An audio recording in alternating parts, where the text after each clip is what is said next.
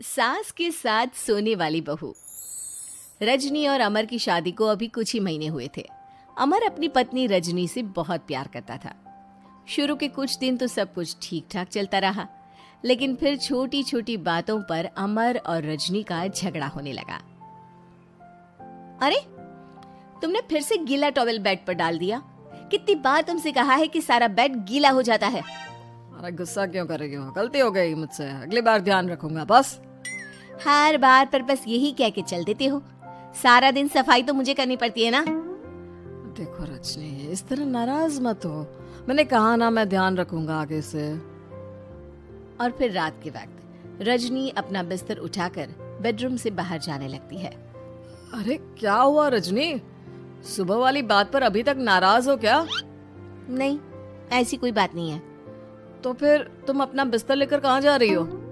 मैं मम्मी जी के कमरे में सोने जा रही हूँ। मम्मी जी अकेली है ना। अरे कैसी बात करती हो रजनी?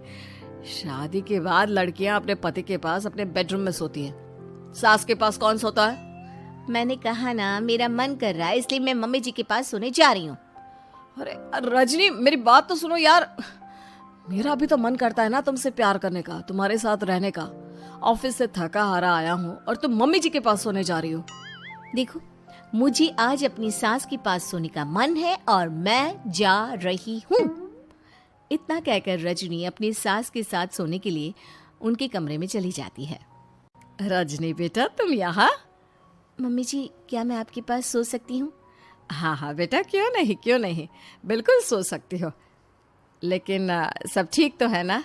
अमर के साथ झगड़ा हुआ है क्या? नहीं नहीं मम्मी जी, मैं रोज रोज इनके साथ उस कमरे में सोकर बोर हो चुकी हूँ। थोड़ा सा चेंज हो जाएगा इसलिए आपके पास सो जाती हूँ। आपको कोई एतराज हो तो बता दीजिए। अरे नहीं नहीं बेटा, ऐसी कोई बात नहीं, सो जाओ। और फिर अगले दिन। अमर बेटा, तुम्हारा रजनी के साथ कोई झगड़ा हुआ है क्या? नहीं तो मम्मी, ऐसे तो कोई बात नहीं है। क्यों, क्या हुआ? अरे वो कल रात मेरे कमरे में सोने आ गई थी तो मुझे लगा सब ठीक तो है ना बेटा? नहीं मम्मी जी, वो ऐसी बस उसका मन किया होगा। कह रही थी कि मम्मी अकेली है इसलिए आपकी चिंता हो रही थी। पर अगली रात को फिर से रजनी अपना बिस्तर उठाकर सास के कमरे में पहुंच जाती है। रजनी बेटा, आज फिर से मेरे पास सोने आ गई। मम्मी जी, आपको मेरा अपने पास आना अच्छा नहीं लगता? अगर ऐसी बात है तो मैं बाहर ड्राइंग रूम में चली जाती हूँ। अरे नहीं नहीं बेटा, ऐसा कुछ नहीं है। पर अमर अपने कमरे में अकेला होगा ना? अरे तो वो कौन से 6 महीने के छोटे दूध पीते बच्चे हैं, उनको डर थोड़ी ना लगता है। इतने बड़े हो गए हैं, 1-2 दिन अकेले सो लेंगे तो कुछ बिगड़ नहीं जाएगा। और इस तरह फिर तो ये रोज की बात हो गई। रजनी रोज अपना बिस्तर उठाती, अपनी सास के पास आकर सो जाती। सास उससे कुछ इसलिए नहीं कहती है क्योंकि उसे लगता है कि बहू बुरा मान जाएगी। एक दिन सुबह सुबह, माँ मेरे लिए चाय बना दो, ऑफिस जाने का टाइम हो रहा है। अरे बेटा, तो रजनी से क्यों नहीं कह देते? मुझे उससे बात करने का बिल्कुल भी मन नहीं है। अरे आखिर क्या बात है बेटा, तुम इतने उदास क्यों लग रहे हो?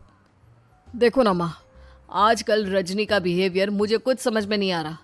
रोज रात को आपके पास आकर सो जाती है। अगर उसे मेरी परवाह नहीं तो मुझे भी कोई फर्क नहीं पड़ता। अमर गुस्से में ही घर से ऑफिस चला जाता है। ये देखकर सास बहुत दुखी हो जाती है। और फिर अगले दिन, मम्मी जी, मैं आ गई आपके पास सोने। हाँ बहू, सो जाओ। पर वो क्या है ना, आज मेरा पुरानी फिल्में देखने का बड़ा मन कर रहा था। कोई बात नहीं, सो जाओ, मैं पिक्चर देखती रहूंगी। ठीक है मम्मी जी। रजनी की सास तेज आवाज में अपने कमरे में टीवी चलाकर रखती है।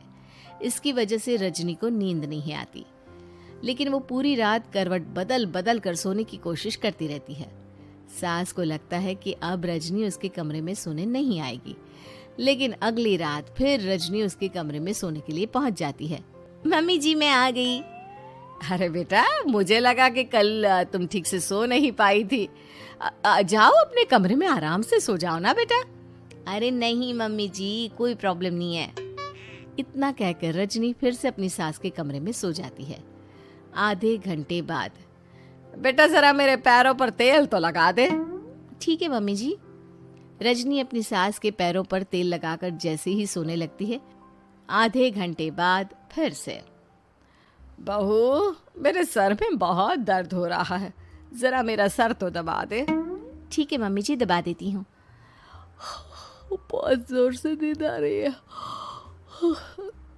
अपनी सास का सर दबाकर रजनी फिर से सोने की कोशिश करती है, पर आधे घंटे बाद फिर से।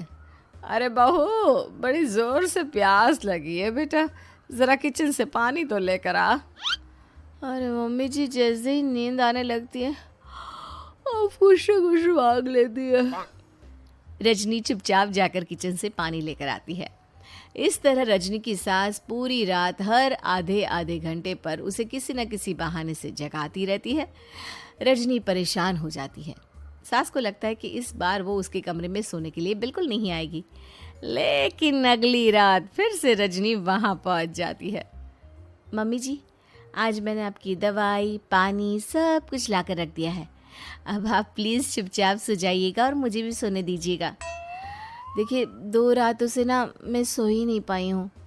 अच्छा ठीक है बेटा, सो जा। थोड़ी देर के बाद रजनी की सास बहुत ज़ोर ज़ोर से खर्राटे लेना शुरू करती है। खर्राटे इतने तेज़ होते हैं कि रजनी के कानों में दर्द होने लगता है।